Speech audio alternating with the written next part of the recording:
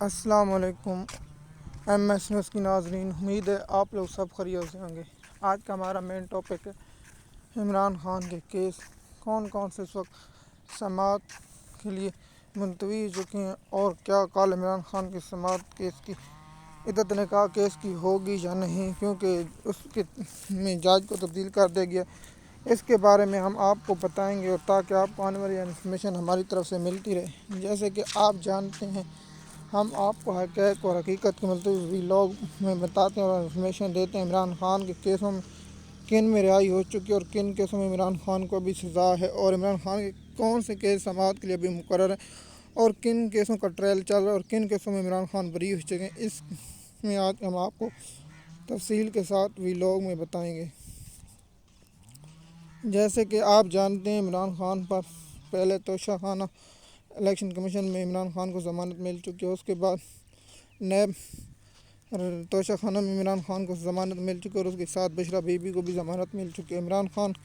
8-10 کیسوں میں بری ہو چکے ہیں، اور عمران خان القادر ٹرسٹ کیس کا بھی ٹرائل چل رہا ہے، اور عمران خان کا سیور کیس کے دلائل مکمل ہونے کو ہیں، اور اس کے بعد ایف آئی اور یہ کیس بھی اڑ جائے گا۔ اور عدت نکاح کیس کل بیرسٹر سلمان اکرم راجہ نے دلائل اچھے دیے، لیکن جب درخواست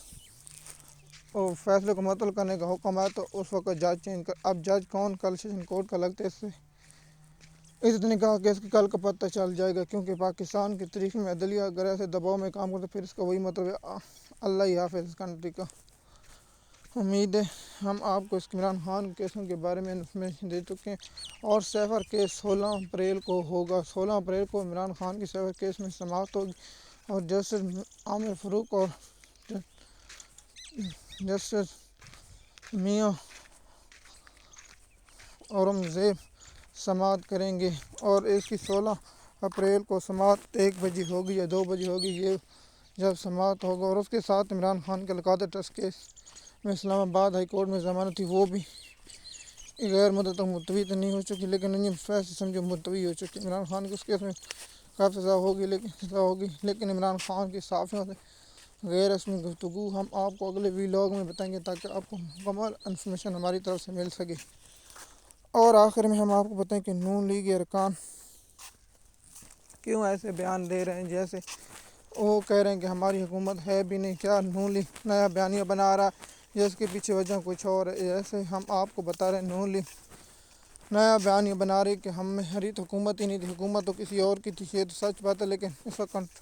شہباز شریف اور نواز شریف کی حکومت ہے، اور اسے محسن نقوی کنٹرول کر رہا ہے، اور محسن نقوی ہی اس حکومت کو چلا رہا ہے۔ کیا محسن نقوی حکومت سے کیا تنگ آ چکے ہیں نون لیگ والے،